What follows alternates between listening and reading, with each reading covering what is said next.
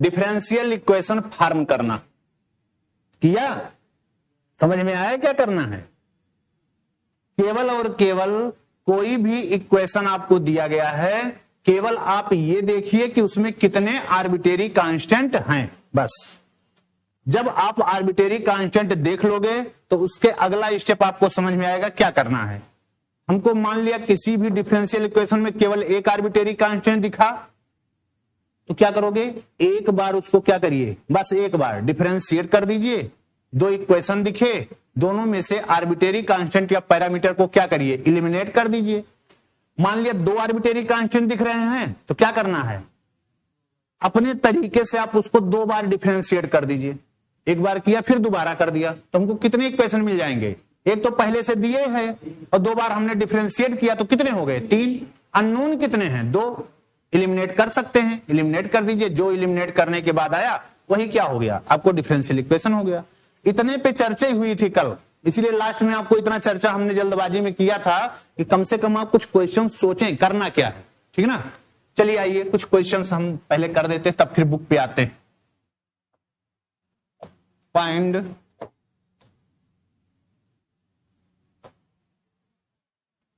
Question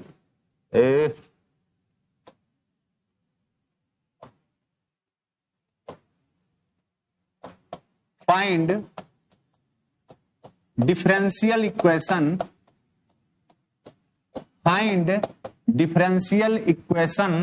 of following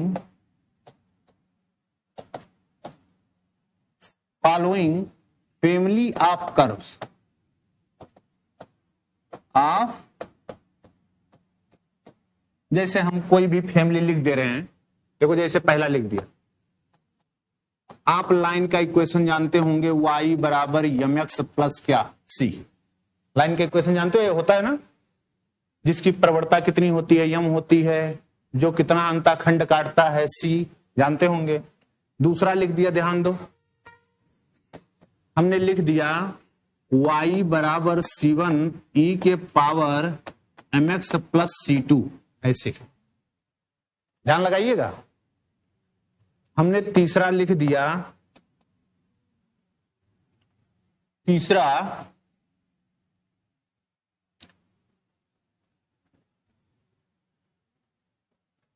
ये हो गया। और मान लिया तीसरा हम लिख देते हैं y बराबर ax स्क्वायर प्लस c, ऐसे। मान लिया चौथा हमने लिख दिया, चौथा ऐसे लिख दे, अपने मन से लिख देते हैं। फाइंड, दूसरा क्वेश्चन अलग लिख दे रहे हैं। Find differential equation of the family of all parabolas whose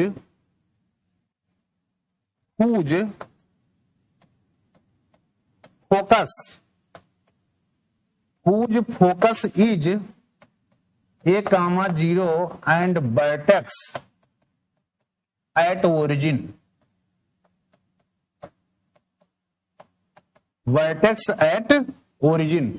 पहले क्वेश्चन लिख दो ऐसे, अभी बुक वाला तो अलग है, पहले ये लिख दीजिए।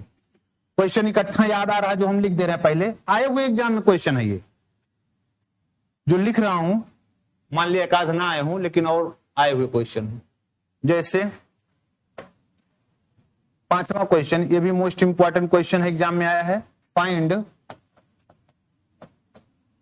Differential equation of the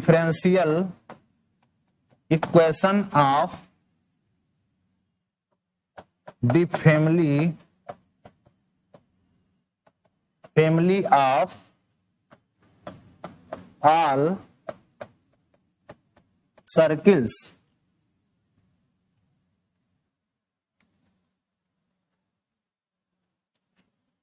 which passing through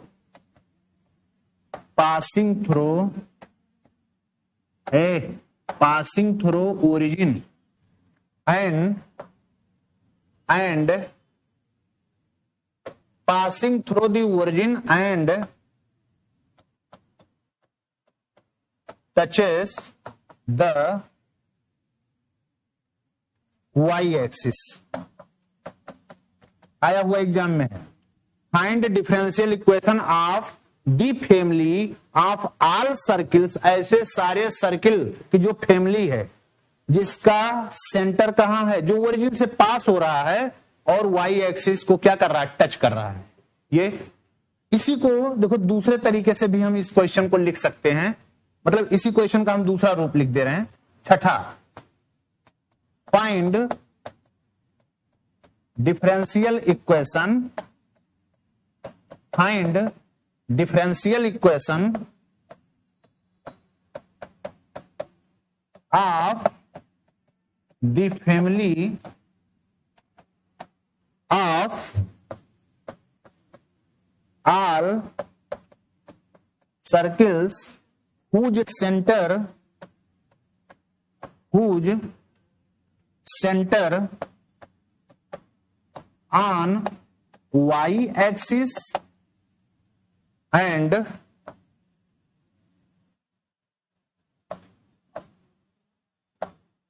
passes through origin, passes through origin, passes through origin। ये देखो उसी तरीके से ऐसे लिखें, ये दूसरे के लिए लिखा है जिसका सेंटर एक्स एक्सिस पे होगा, इसको लिखा है सेंटर वाई एक्सिस पे। दोनों को लिखने का तरीका अलग अलग है लेकिन कहने का मीनिंग एक है।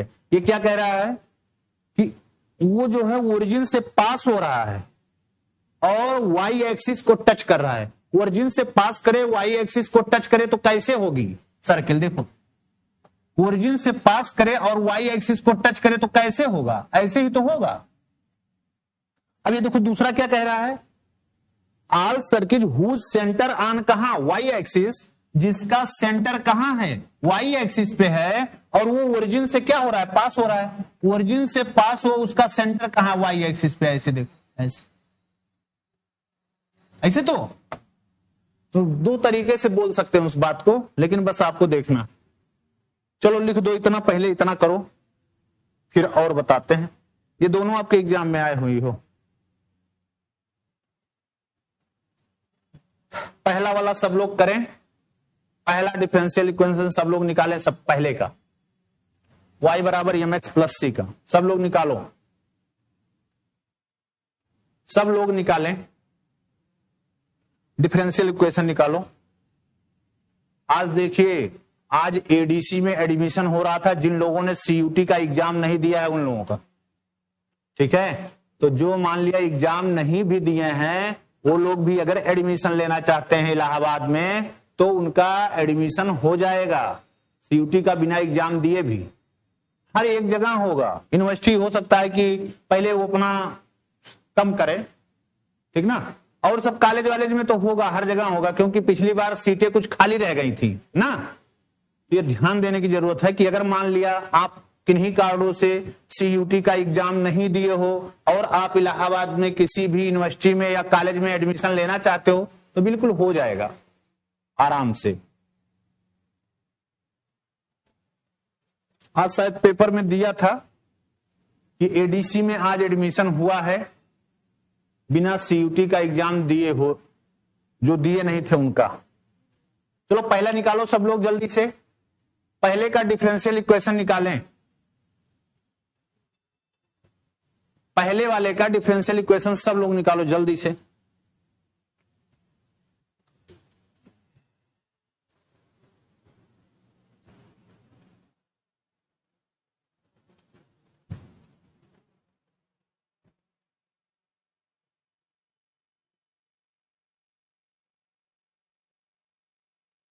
आया हो, बैठे हो आराम से, काहे डिफरेंशिएट करना नहीं आता है? आया कि नहीं आया? क्या आया, लेके आओ। आराम से एकदम बैठे हो, ध्यान मगन। हम कहे क्या ध्यान मगन में हो? अच्छा आ सकते हैं यार, पूछ तो है नहीं हमारे पास, वो तो दिक्कत तब नहीं, वो वायर जब लगा रहता तब दिक्कत होती थी ना। ठीक है, एक बार किया फिर एक के बार हो गया, अब सही हो गया। बस इतना तो करना है, हो गया। ये डिफरेंशियल इक्वेशन अपने आप आर्बिट्रेरी कांस्टेंट खत्म हो गया, हमको खत्म है तो करना है, हो गया खत्म, ये डिफरेंशियल इक्वेशन हो गया बस। चलो दूसरा करो फट्टा से, चलो चलो करो दूसरा करो। आया हो, पहला आया, निकाले। ए तुम ही पूछ रहे हो, निकाले क्या निकाले? कहे मान रखना, हो गया तो खत्म हो गया, अपने आप आर्बिट्रेरी कांस्टेंट खत्म हो गया ना। हमको तीनों से एलिमिनेट करना होता है, जब यहां अपने आप एलिमिनेट हो गया तो क्या एलिमिनेट करोगे तुम बताओ? अब क्या एलिमिनेट करोगे? जब अपने आप आर्बिट्रेरी कांस्टेंट एलिमिनेट हो गया, काम हमारा खत्म।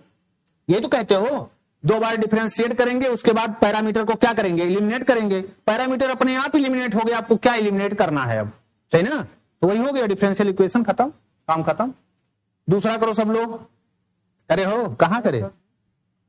क्या किए? वाई डबल डैश, हाँ बिल्स हो गया। इसका करो, ई का लिखिए है, ई पावर में है, ए पावर में है, C1 ई के power mx plus C2 power में है। C2 इतना नहीं, कहां से दिख रहा है कि प्लस में है? करो जल्दी करो, कुछ नहीं है, कसम से बता रहे हैं कि बस आप इतना तरीका जाने बस। इसीलिए आपको कल इतना इस पर चर्चा किया कि आप कम से कम तरीका जानते रहें। चलो देखो, अभी आ रहे हैं दूसरे क्वेश्चन के लिए आ रहे हैं। पहले हम, आप लोग पहला लिख दियो, हम फिर से लिख दे रहे हैं एक बार। देखो पहले का इक्वेशन क्या है, पहला देखो जरा ध्यान से। y बराबर क्या है? mx प्लस c, ये पहला इक्वेशन हो गया। Here here A m and c are क्या है? पैरामीटर्स या आर्बिट्रेरी कांस्टेंट। तो कितने पैरामीटर हैं? दो। क्या करोगे? So be differentiate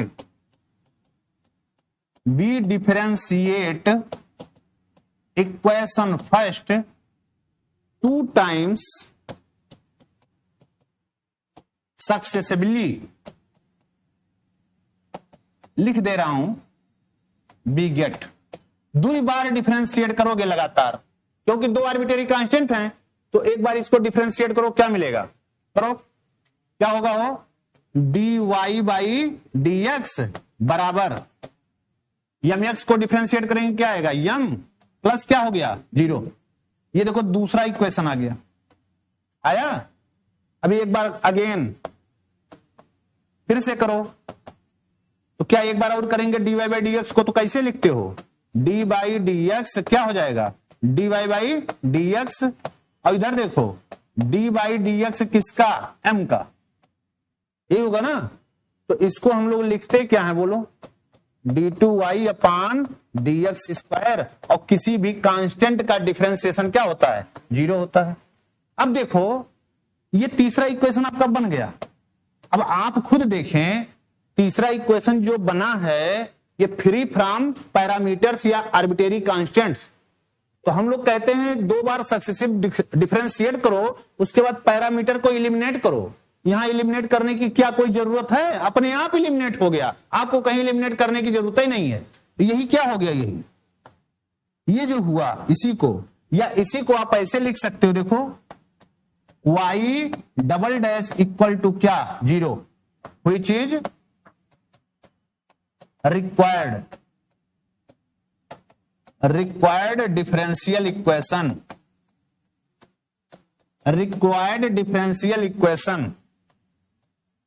of first.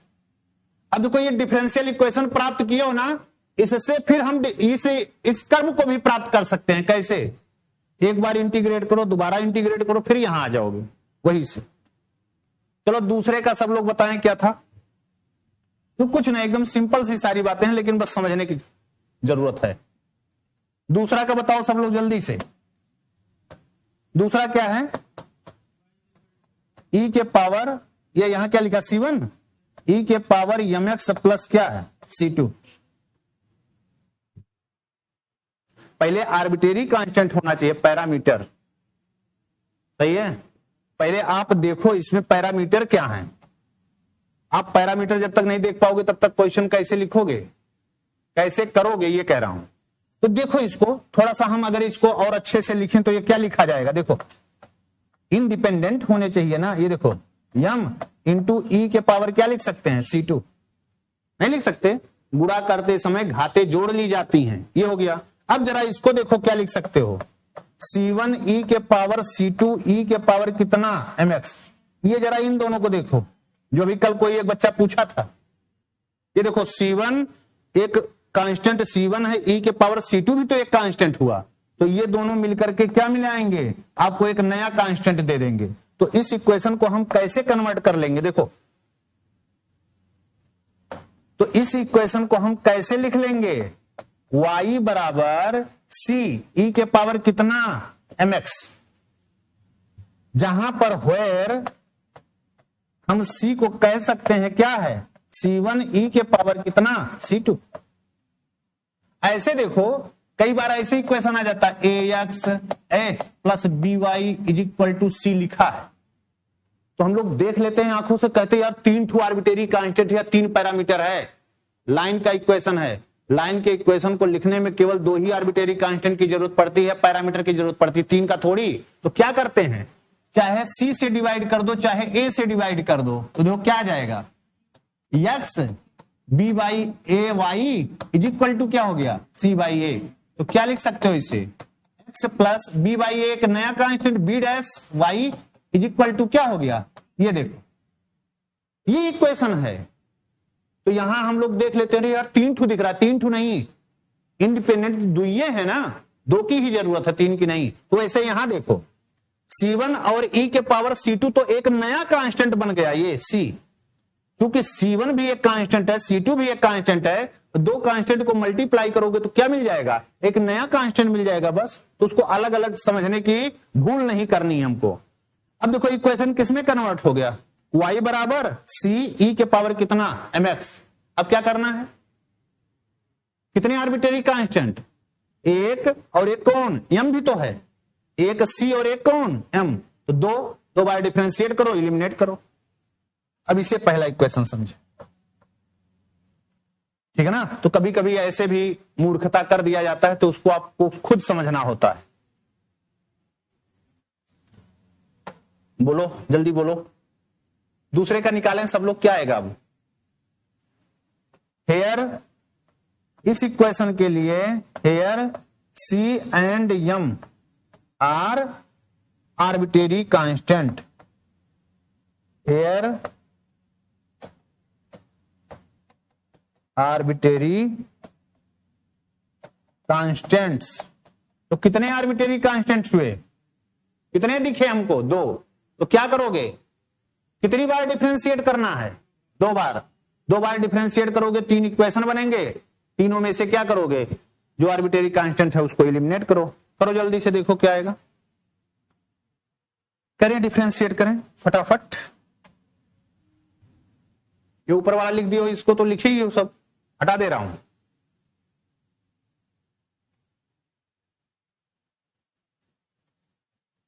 आज हो फार्म में है, बोलो अब क्या करें, डिफरेंशिएट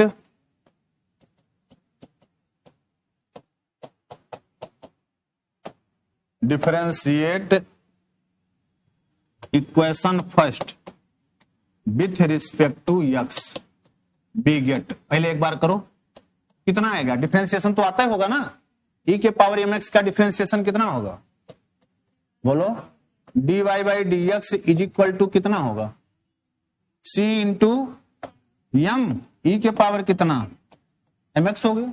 कोनो दिक्कत, ये आपका कौन सा दूसरा इक्वेशन आया। अगेन एक बार और, क्योंकि 2 आर्बिट्रेरी कांस्टेंट है तो 2 बार डिफरेंशिएट करोगे। अब करोगे तो कितना आएगा, बोलो d2y अपान dx स्क्वायर बराबर कितना cm स्क्वायर e के पावर कितना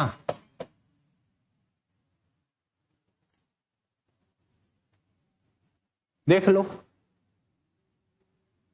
कोई दिक्कत?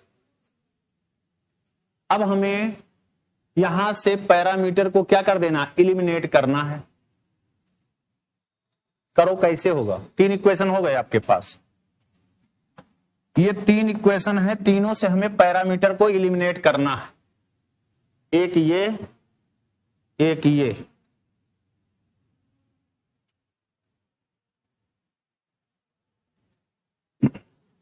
बोलो,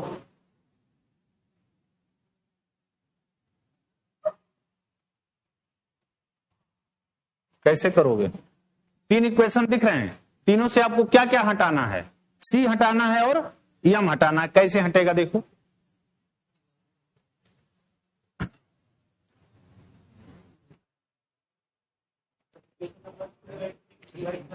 देखो, अगर इससे जो कह रहे हो इसको अगर डिवाइड कर देते हो तो dy बाई डी एक्स की वैल्यू कितनी आ जाएगी? यम आ जाएगी। ये देखो यहां, तो इससे यम की वैल्यू मिल गई और सी ई के पावर यम एक्स की वैल्यू यहां से है, ये है, तो दोनों की वैल्यू उठा के रख दीजिए, काम खत्म हो गया।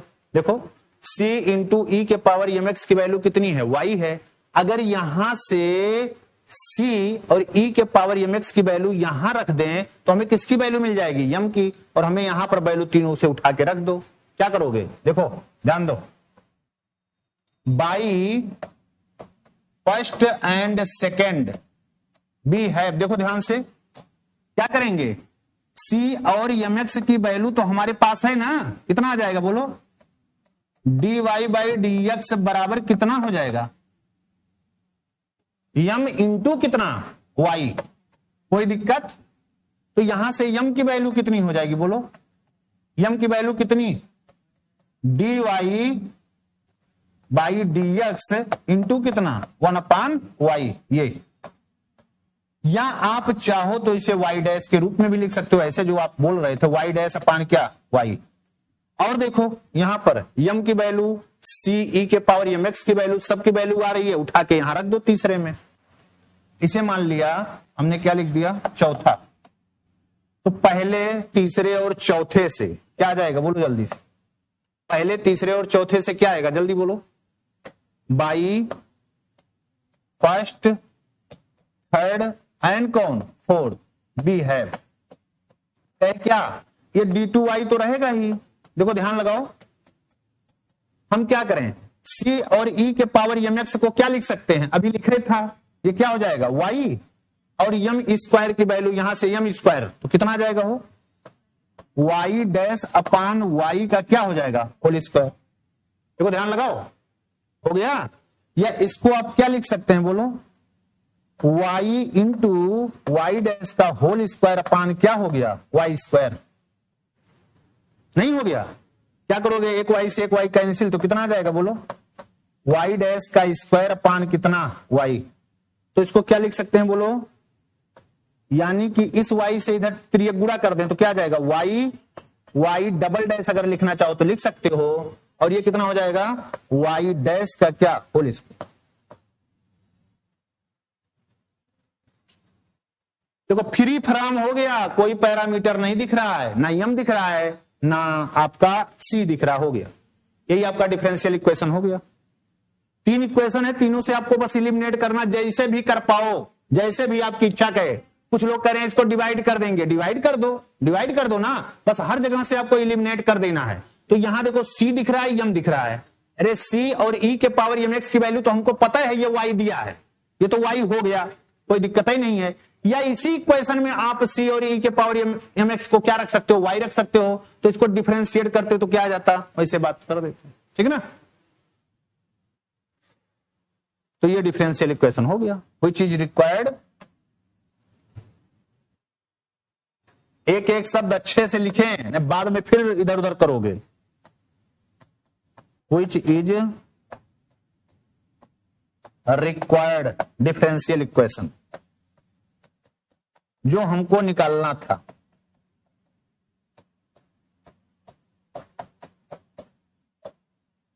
ऑफ फर्स्ट, पहला इक्वेशन का, पहला इक्वेशन